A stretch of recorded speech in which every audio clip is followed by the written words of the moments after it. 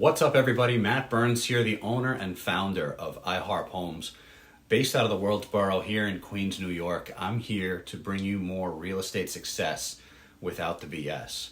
And if you have a problem and want to talk to a professional that would put your interests above everything else, you're in luck because you're staring right at them and I want to help.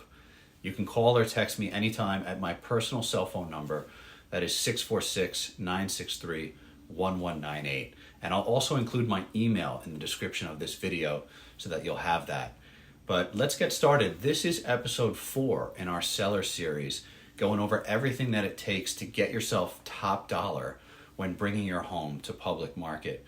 So if you're the kind of person that likes watching things sequentially and you haven't seen the other previous episodes, I'll put a link in the description so that you can go back and check those out if it's something that you'd like. And if not, welcome to episode 4. This is negotiations.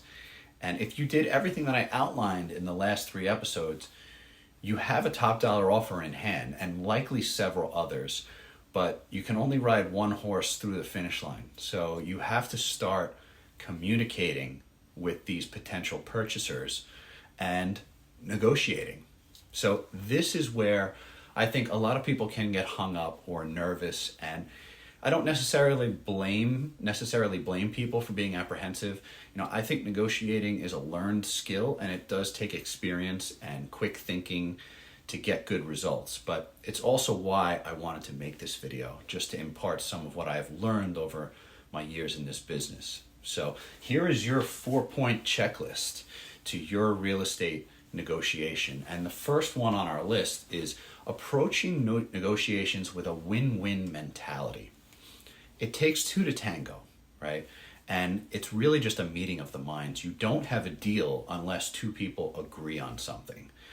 And like most negotiations, but especially in real estate, when you're dealing with what is normally the largest purchase that a person will make in their life, if someone feels that they're being taken advantage of or aren't getting a good deal, things will go sideways quickly.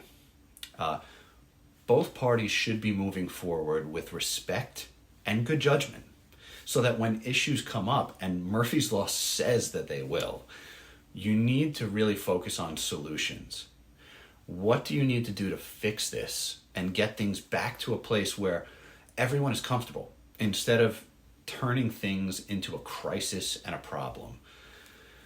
When in doubt, ask great questions to find out where the win-win is. Number 2 on our list is creating leverage. And the beauty of this is if you did everything that the way I had laid out in the previous Top Dollar Tips videos, you've already created leverage by using pricing and the market to your advantage. Much like a surfer uses the powerful ocean to ride the wave into shore instead of a swimmer fighting against the breakers helplessly to his own demise. By putting yourself in front of as many people as possible, and also by presenting your house in the absolute best way possible. If you've done that, you've now allowed yourself to be in the best position at the negotiating table. So do the work that needs to be done on the back end so that you can be in the driver's seat when it comes time to talk dollars and cents, okay? Number 3, communication. It is the key to keeping things together. Timely responses, clear intentions, respectful dialogue. These are the things that will save deals from going off the rails.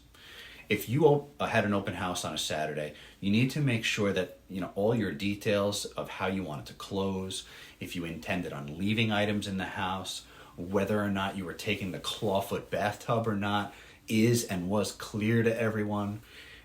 Make sure that every party that saw the home knows you want all your offers in by whatever day and time that you choose. Communicate the same to every single party. Let everyone know when you'll be making a decision.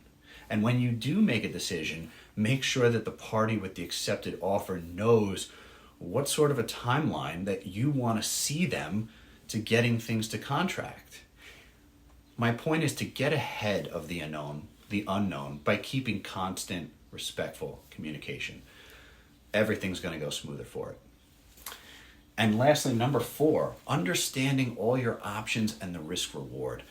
This is how you make the best decisions for yourself.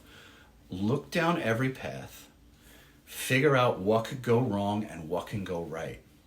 And where does that leave you in the big picture of things with your goals and what you want to accomplish from selling? Only you can make a decision, but this is my personal favorite part because it involves brainstorming. It requires clarity on what your why is. And it's also where creative problem-solving ideas come up. And really, only when you understand all your options can you really decide on your best plan of action. And remember, every property is different. Everybody's personal situation is different. And life can change on a dime at any minute. So every deal is different. But having a great professional agent at your side during negotiations is very much like having a 5-star general at your side when you go sit at the war council.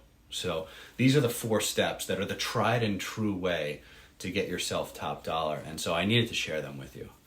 But that's it for episode 4, short and sweet. And I hope that this has been helpful to you guys. Thanks for tuning in. Please don't hesitate to reach out if you have any questions or wanted to pick the brain of a real estate 5-star general.